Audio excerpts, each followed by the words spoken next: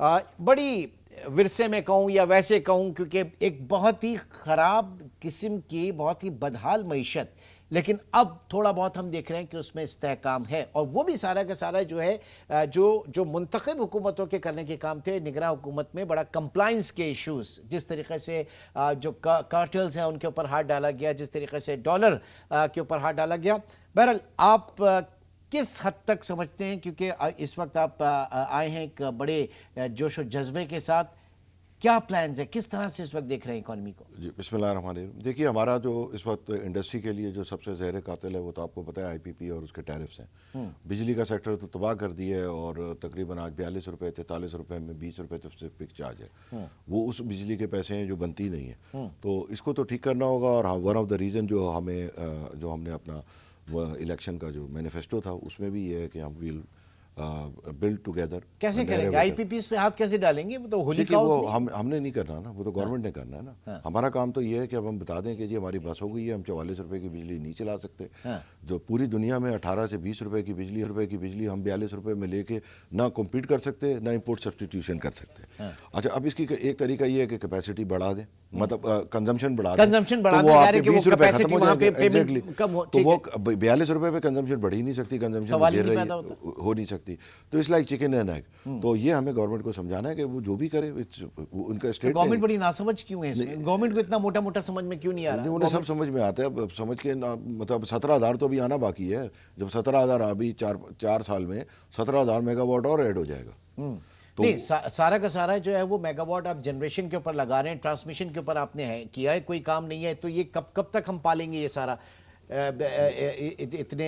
نہیں اب یہ تقریباً ہمارے پاس ہو جائے گی نا 47، تو اباؤٹ 65 کنزمپشن ہوگی، 10-12,000 20,000 ڈسٹریبیوشن ہی 20-25,000 کی ہے. تو اصل مسئلہ تو یہ تھا نا کہ انویسٹمنٹ تو وہاں پہ ہونی چاہیے تھی نا، ڈسٹریبیوشن نیٹ ورک کے اوپر، تاکہ وہ آپ کو پھر فروٹفل بھی رہے. تو ہمارے یہاں تو آپ کو پتہ ہے کہ تو ہر چیز کو معاف کر دیتے ہیں، انہیں بھی معاف کر دیں گے کہ 70,000 لگا لیا اور 20 سے 25,000. بات ساری ہے کہ FPCC معاف کرے گی کہ نہیں کرے گی؟ نہیں، ہم تو دیکھیے ہمارا تو مسئلہ یہ ہے کہ ہمارے تو ممبر مر رہے ہیں. مطلب ہمارے تو ممبر مر رہے ہیں نا. مطلب آج انڈسٹری ڈی انڈسٹریلائزیشن ہو رہا ہے. ٹھیک ہے، مطلب انہوں نے جو انٹرم گورنمنٹ ہے انہوں نے بہت سارے پازیٹیو اسٹیپ لیے ہیں، جس میں انہوں نے لو ہینگنگ فروٹ بڑا اچھا کیچ کیا ہے، جس میں آپ ایگریکلچر میں دیکھ لیں کہ ایفرٹس، پھر اس کے بعد آپ IT کے سیکٹر میں دیکھ لیں، اوور آل ہے.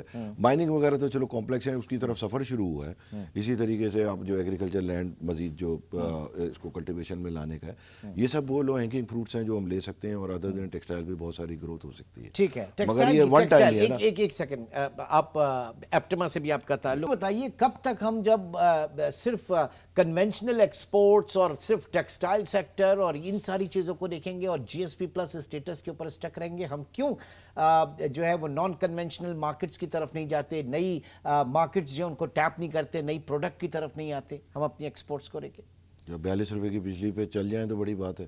اب نئی پروڈکٹس اور نئی انوویشن کی بات کر رہے ہیں. آپ دیکھیں نا آپ نے اسٹرکچر کیا کیا، بس سوائے ایک آپ کی ایک چھوٹی سی چھاؤں تھی کہ 1100-1200 کی جو گیس میں لوگ تھوڑا بہت آپ کا 20-30% آف دا سیکٹر تھا، اس میں بھی کسی کو پوری مل رہی تھی، کسی کو آدھی مل رہی تھی، کسی کو نہیں مل رہی تھی.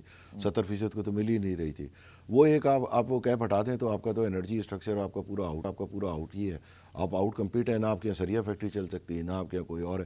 آپ کے یہاں شفٹنگ ہے، کوئی سورس کسی کو سستی مل جاتی ہے انرجی کی، ایک اسٹیل مل یہاں سے وہاں شفٹ ہو رہی ہوتی ہے. آپ کے یہاں تو میجر جو رجیم رہی ہے وہ ٹیرف اور اس کے اپنا ڈیوٹیز اور ان چکر میں شفٹنگ آف انڈسٹریز ہی رہی ہے. وہ بھی بیسک انڈسٹری آپ ادھر ادھر موو کر کے، کبھی ٹیکس کے چکر میں، کبھی بجلی کے ریٹوں کے چکر میں، کبھی گیس میں آپ کے شفٹنگ ہوئی ہے. آپ کے مین کور تو ہوا نہیں. صرف ایک آدھ دو ایگری بیس پروڈکٹ ہیں جیسے شوگر ہے، جن کے اپنے مسائل ہیں مگر ان سے انرجی ریلیٹڈ مسئلے نہیں ہیں. تو انہوں نے تھوڑا سا فروغ پایا اس لحاظ سے کہ وہ انرجی انڈیپینڈنٹ ہے. IT ہے، اس میں انرجی کا اتنا بڑا نہیں ہے. رہ گیا کہ جب میں فشریز گیا اور میری ان سے ملاقات ہوئی، انہوں نے بتایا ان کی پروڈکٹ کا 58% بجلی ہے.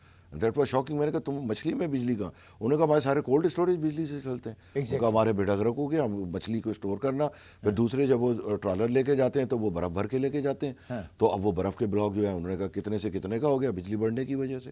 تو you don't know how deep rooted caste جو ہے وہ آپ کی بڑھ گئی. وہ کہہ رہے ایکسپلوڈ ہو گئی نا ان کی. اوکے ٹھیک، ایکسپورٹ آپ کی وہاں پہ ظاہر ہے کہ بالکل بھی کمپٹیٹو نہیں رہتی.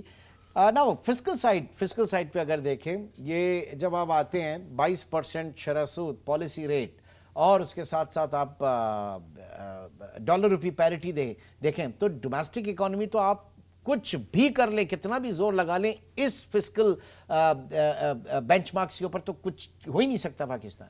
ظاہری بات ہے یہ ہسٹورک ہائی ہے, بہت کم ہی رہا ہے. میرے خیال میں لیٹ 90s میں یہ ریٹ تھا 22% کا تھوڑے عرصے کے لیے. اس کے علاوہ تو کبھی بھی ہمارے یہاں اس طرح ان ڈیجٹس میں نہیں گیا, ہمیشہ 14, 15, 16 پہ ہی ختم ہو جاتا تھا.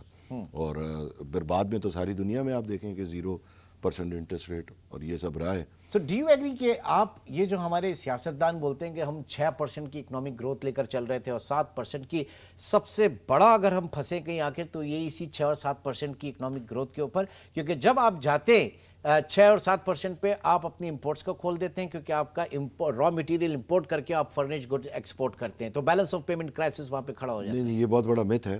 میں آپ کو بتا دوں, دیکھیے پوری دنیا میں جب آپ جی ڈی پی کیلکولیٹ کرتے ہیں نا, اس میں سے امپورٹ مائنس ہوتی ہیں, ایکسپورٹ ایڈ ہوتی ہیں. تو اگر آپ کا جتنا امپورٹ کا ڈیفیسٹ ہوتا ہے وہ آپ کے جی ڈی پی سے مائنس ہو جاتا ہے. یعنی آپ کا 10 بلین ڈیفیسٹ ہوگا تو 10 بلین جو آپ جی ڈی پی کیلکولیٹ کریں گے اس میں سے مائنس ہو جائے گا. یہ ساری دنیا کا قانون ہے. تو یہ کہنا ہے کہ یہ امپورٹ بڑھنے سے جی ڈی پی بڑھایا گیا, یہ بالکل غلط. نہیں, میں یہ کہہ رہا ہوں کہ امپورٹ بڑھنے سے آپ کا جو پرابلم ہے نا, بیلنس آف پیمنٹ کا کرائسس آ جاتا ہے نا آپ کے پاس. 3 سے 4 بلین ڈالر کی مشینری آئی, آ کے لگ گئی, آپ کا ڈیفیسٹ ہو گیا, اب وہ چل نہیں رہی کیونکہ وہ 42 روپے کی بجلی پہ چل نہیں سکتی. صحیح ہے, گیس تھوڑا بہت اب چلے وہ چلے تو ایک بات ہے کہ میٹیگیٹ ہو سارا. آپ نے ان کے پاؤں تلے زمین ہی نکال دی, ان کو پتا ہوتا کہ جی ہمیں 42 روپے کی بجلی میں وہ شاید بیچارے منگاتے ہی نہیں.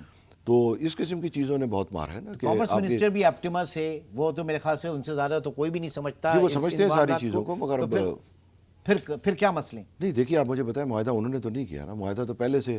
اب اگر آج 70,000 میگا واٹ خریدے ہوئے ہیں تو وہ کس نے خریدے ہیں, اس کا کیا ہونا ہے, ہونا کیا ہے, یہ تو نیشنل, یہ مطلب یہ کیا کوئی آپ بتائیں نا, آپ کا آدھا دن جو ہے اس نیشنل ٹی وی کا, اس کے اوپر گزرنا چاہیے کہ ہم ملک کے ساتھ ہو کیا رہا ہے اور اس کو کرنا کیا چاہیے. آپ کو روز ایک ایکسپرٹ بلانا چاہیے کہ یہ آئی پی پی کا حل کوئی بتائے. کیو بلاک کیا کر رہا ہے, کیو بلاک کیا کر رہا ہے پھر اسلام آباد میں؟ دیکھیے کیو بلاک میں کیا, اب 70,000 سائن ہو رہے تھے تو سب تھے نا موجود, کیو بھی تھا, اے بھی تھا, بی بھی تھا, سی بھی تھا, سب تھے. تو یہ تو نہیں ہے کہ 70,000 سائن کر دیے, کسی کو پتہ ہی نہیں ہوگا جی ہماری کنزمپشن کیا جانی ہے اور ہماری پروڈکشن کیا ہونی ہے. اور آپ ان کا ایگریمنٹ سامنے نہیں لا سکتے, پتہ تو چلے کہ ایگریمنٹ کیا ہے. ایگریمنٹ آ بھی جائیں سامنے, چلو وہ تو کوئی بات نہیں ہے, ایگریمنٹ تو آ بھی جائیں گے. دیکھو اس میں آپ کی پوری سورینٹی ختم ہوئی ہے. سورینٹی کیا ہوتی ہے, آپ کا رول آف لا.